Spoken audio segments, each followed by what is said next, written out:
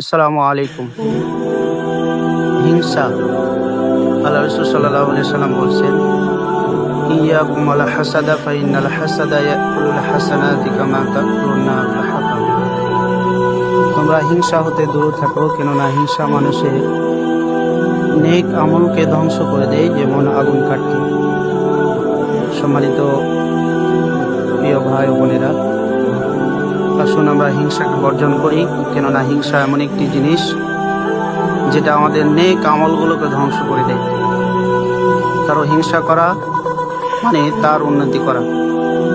আল্লাহ তাআলা আমাদের জন্য যেটুকু রিজিক রেখেছেন সেটুকু নির্ধারিত, এর কম বেশি কেউ আমরা পাবো না। রিজিক এমন একটি শক্তিশালী জিনিস, মানুষ তৈরির অনেক অনেক বছর আগে আল্লাহ তাআলা রিজিককে নির্ধারণ করেছে। বলা হয় কি যে একটা মানুষ তার একটি দানাও যদি কম খায় তাহলে তা মৃত্যুবরণ করবে না, অর্থাৎ নির্ধারিত সেই দানা খেয়ে সে মৃত্যুবরণ করবে। অতএব আমরা যদি হিংসা করি, আমি মনে করি কি যে আমার ভাই, আমার আত্মীয় স্বজন সে অনেক উপরে উঠে যাচ্ছে, তার হিংসা করে কিচ্ছুই হবে না। হিংসা করা সর্ব অবস্থায় হারাম, কিন্তু ঈর্ষা করা জায়েজ। ঈর্ষা আমরা করতে পারি ভালো কাজের যে জিনিসগুলো আছে, ভালো কাজ যেগুলো আছে সেগুলোর ক্ষেত্রে আমরা হিংসা না করে ঈর্ষা করতে পারি।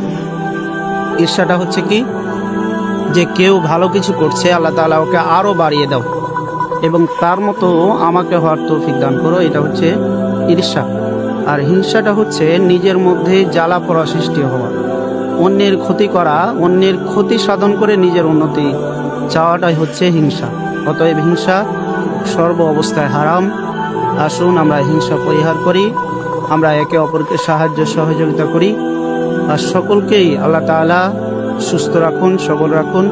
সাথে সাথে আমাদের হিংসা, রিয়া, শিরক, গীবত থেকে আল্লাহ তাআলা আমাদের সকলকে হেফাজত করুন। আমরা সকলে বলি আল্লাহু আকবার। আসসালামু আলাইকুম ওয়া রাহমাতুল্লাহি ওয়া বারাকাতুহু।